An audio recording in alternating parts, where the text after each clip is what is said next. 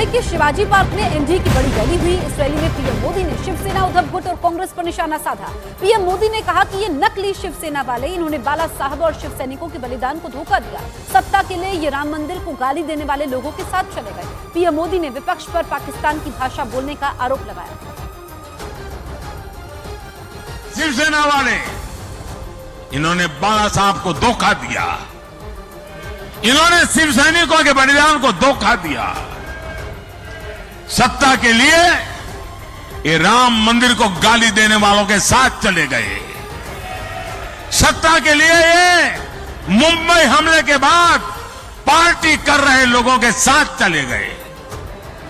जो कांग्रेस दिन रात वीर सावरकर को गालियां देती है, आज उसकी गोद में बैठे हैं। जिस कसाब ने मुंबई करों को दहलाया, इस शहर को खून से रंग दिया, ये लोग उसको क्लीन चिट दे रहे हैं।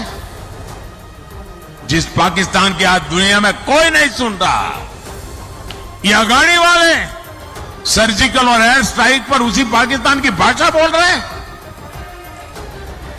ये हमारी सेना को झूठा करार दे रहे हैं। छत्रपति शिवाजी महाराज की इस धरती का इससे बड़ा अपमान और क्या होगा। मौसम विभाग ने देश के दक्षिणी हिस्से को लेकर जो अनुमान जताया वो सटीक साबित होता दिखा, क्योंकि तमिलनाडु के तेनकाशी जिले में फ्लैश फ्लड यानी अचानक बाढ़ आ गई। वहां मूसलाधार बारिश के बीच एक लड़के के लापता होने की खबर भी सामने आई, क्योंकि भारी बारिश की वजह से वहां एक झरने में अचानक ही इतना ज्यादा पानी आ गया कि लोगों को जान बचाकर भागना पड़ा। तस्वीरों में दिखा कि लगभग सूख चुके उस झरने में ऊंचाई वाले इलाकों से थोड़ी ही देर में हजारों लीटर पानी पहुंच गया। उसे देखकर ऐसा लगा मानो नदी पर बना कोई बांध टूट गया। उस झरने में बेहिसाब पानी पहुंचने से वहां भगदड़ मच गई, क्योंकि झरने का पानी बिजली की रफ्तार से बाजार वाले इलाके की ओर बढ़ता दिखाई दिया।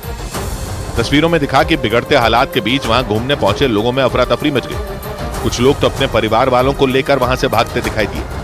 देखते ही देखते वहां घुटनों तक पानी भर गया। सड़कों पर ऐसा सैलाब आ गया कि वहां गाड़ियों का चलना तक मुश्किल हो गया। बताया गया कि तमिलनाडु के तेनकाशी जिले में फ्लैश फ्लड यानी अचानक बाढ़ आ गई। फ्लैश फ्लड का मतलब यह कि वहां कुछ ही घंटों में आसमान से बेहिसाब पानी बरस गया, जिसकी वजह से नदियों के साथ साथ झरनों और बरसाती नालों में बाढ़ जैसे हालात पैदा हो गए। हालांकि मौसम विभाग ने तमिलनाडु समेत देश के दक्षिणी हिस्से में पहले ही भारी बारिश का अलर्ट जारी कर दिया था। मुसीबत सिर्फ दक्षिण भारत में नहीं आई, बल्कि उत्तर भारत को भी कुदरत के कहर का सामना करना पड़ा। साल में पहली बार दिल्ली में तापमान 47 डिग्री के पार रिकॉर्ड किया गया।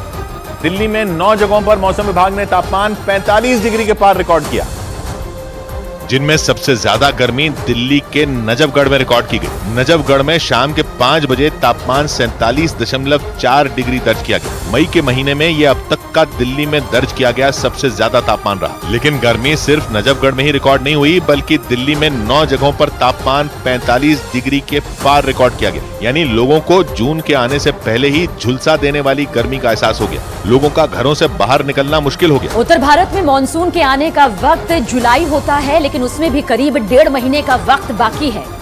यानी जला देने वाली गर्मी का पूरा 1.5 महीना बाकी है। ऊपर से मौसम विभाग ने अंदेशा जताया कि अगले 5 दिन तक तो दिल्ली और एनसीआर ही नहीं, बल्कि यूपी और बिहार में भी लोगों को भीषण गर्मी का सामना करना पड़ सकता है। गृह मंत्री अमित शाह ने एनडीए को 400 से ज्यादा सीटें मिलने का भरोसा जताया है। न्यूज 18 इंडिया से एक्सक्लूसिव बातचीत में अमित शाह ने राहुल गांधी के उस बयान पर पलटवार किया, जिसमें राहुल ने बीजेपी को ज्यादा से ज्यादा 200 सीट मिलने की बात कही थी। तो रांची में हम मौजूद हैं और रांची में आप देख सकते हैं कि गृह मंत्री अमित शाह अपना रोड शो कर रहे हैं और जन सैलाब उमड़ा हुआ है उनको देखने के लिए, और सभी का अभिवादन स्वीकार कर रहे हैं। कोशिश करते हैं अमित शाह जी से बात करें। सर, जेएमएम के सबसे बड़े मुखिया जेल में इस वक्त, और जेएमएम कोशिश कर रही है कि सिंपैथी वोट बटोरे। आप इस भीड़ को देखकर क्या कहेंगे, क्या सिंपैथी वोटर उधर जाएगा? देखिए, पूरे पूर्व में, पश्चिम में, उत्तर में, दक्षिण में नरेंद्र मोदी जी का वेव है, और 4 जून को हम 400 पार कर फिर से एक बार मोदी जी प्रधानमंत्री। हम 4 चरण में 270 पार कर चुके। बहुत अहम जगह ये देखिए, बहुत अहम जगह चुनाव होने जा रहा है शाहजी, दिल्ली में भी इस चरण में, अगले चरण में। और स्वाति मालीवाल ने बड़े एलिगेशन लगाए हैं अपने साथ।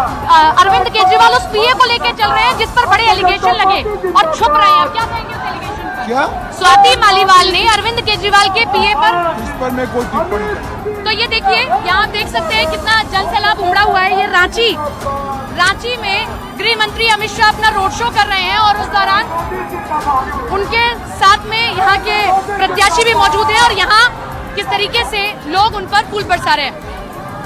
कैमरा पर्सन नकुल के साथ सपना शुक्ला, न्यूज़ 18 इंडिया। अब आपको दिखाते हैं राहुल गांधी का सुपर एक्सक्लूसिव इंटरव्यू जो उन्होंने अमेठी में अरुण सिंह को दिया है। 2024 के चुनाव में राहुल गांधी का किसी भी टीवी न्यूज चैनल को दिया पहला इंटरव्यू है।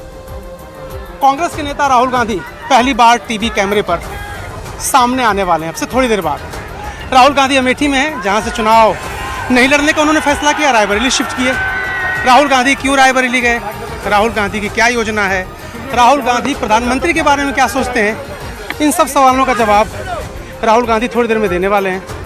आ रहे हैं राहुल गांधी, जुड़ेंगे हमारे साथ। बस थोड़ी सी देर में राहुल गांधी ने न्यूज़ 18 इंडिया से बात करने का कमिटमेंट किया और जब कमिटमेंट वो करते हैं तो पूरा करते हैं। वो मैं राहुल गांधी को देख पा रहा हूँ, आ रहे हैं वहाँ पर और हेलीकॉप्टर में जाने से पहले राहुल गांधी जी हैं मेरे साथ। कांग्रेस नेता राहुल गांधी हमारे साथ हैं। राहुल गांधी जी, अमित शाह 4 राउंड के बाद ही कह रहे हैं 272 का आंकड़ा तो पार हो गया, प्रधानमंत्री कह रहे हैं 400 में कोई दिक्कत नहीं है। आप इतना घूम रहे हैं, आपको क्या लग रहा है, संख्या क्या है? सबसे पहले 2 चीज़ें हैं। एक, मुझे नहीं लग रहा है कि उनको 180-200 से ज़्यादा मिलेगी। नरेंद्र मोदी जी प्रधानमंत्री नहीं होंगे, ये तो आप लिख के ले लीजिए मुझसे। मगर मेन जो मुद्दा है चुनाव का, ये जो इन्होंने कॉन्स्टिट्यूशन पर अटैक किया, जो इनके नेता कह रहे हैं, ओपनली कह रहे हैं कि हम कॉन्स्टिट्यूशन को बदल देंगे, फेंक देंगे। रिजर्वेशन पे जो अटैक किया, बेरोजगारी, जो करोड़ों युवाओं को इन्होंने बेरोजगार किया। बहुत अच्छा चुनाव होगा हमारा, इंडिया की सरकार बनेगी। राहुल जी, एक सवाल बड़ा, आप कितने सालों से मैं पूछ रहा हूँ आपसे, आप एक मैनिफेस्टो लाए, इस चुनाव में सबसे ज़्यादा चर्चा उसी मैनिफेस्टो की हो रही है, लेकिन मैनिफेस्टो इम्प्लीमेंट कौन करता है? वो करता है जो प्रधानमंत्री होता है। तो आपने जब मैनिफेस्टो बनाया है तो इम्प्लीमेंट तो आप ही करेंगे ना? देखिए, मैनिफेस्टो बड़ी इंटरेस्टिंग बात है। मैनिफेस्टो में 2-3 बड़ी इश्यूज थी, ठीक है, महालक्ष्मी, पहली नौकरी पक्की, किसानों का कर्जा, और वो बड़ी इंटरेस्टिंग बात मैं आपको बताऊं, वो एक्चुअली भारत जोड़ो यात्रा में से आई है। वो मेरी सोच नहीं है। भारत जोड़ो यात्रा पहली वाली है, भारत जोड़ो न्याय यात्रा में से ये पूरा का पूरा थीम हिंदुस्तान के जनता ने मुझे बताया, हमें बताया। जो जैसे हमने जो महालक्ष्मी योजना की है, महिलाओं ने हमें बताया कि अगर आप पैसा महिलाओं को दोगे तो उसका बिल्कुल अलग मतलब होगा। तो ये आइडियाज़ हमने जनता से लिए हैं। तो मैनिफेस्टो हमारा नहीं है, जनता का है। नहीं, लेकिन इम्प्लीमेंट आप करेंगे ना? अब वो तो देखिए, इंडिया गठबंधन में डिसीजन लिया गया है, जब हम जीतेंगे इंडिया गठबंधन डिसाइड करेगा कौन वो प्रधानमंत्री। कह रहे हैं कि हर बार एक साल पे चेंज करने के प्रधानमंत्री। वो तो ऐसे नहीं होगा, मगर इंडिया गठबंधन डिसाइड करेगा। एक सवाल ये भी जरा बताइए राहुल जी, एक सवाल हो गया, ठीक है। तो ये राहुल गांधी थे। राहुल गांधी ने न्यूज़ 18 इंडिया से एक्सक्लूसिव बातचीत की है। राहुल गांधी ने चुना हमें इंटरव्यू देने के लिए क्योंकि कई सारे लोग उनको अप्रोच कर रहे थे। यहाँ पर देखिए पूरी भीड़ है, लेकिन राहुल गांधी ने जवाब दिया हमारे सवालों का न्यूज़ 18 इंडिया पर एक्सक्लूसिव। और इस वक्त उनकी देखिए यहाँ पर तस्वीरें कि वो हेलीकॉप्टर के अंदर हैं और अब यहाँ से उड़ान भर रहे हैं। अमेठी के बारे में उन्होंने कहा कि मैं यहीं का हूँ, यहीं का रहूँगा। एक तरह से रायबरेली वो क्यों शिफ्ट हुए इसके बारे में बताया उन्होंने। मैनिफेस्टो के बारे में बात की, प्रधानमंत्री के बारे में बात की। तो राहुल गांधी ने न्यूज़ 18 इंडिया से एक्सक्लूसिव बातचीत की है। कैमरामैन पंकज तोमर के साथ अरुण सिंह, न्यूज़ 18 इंडिया, अमेठी।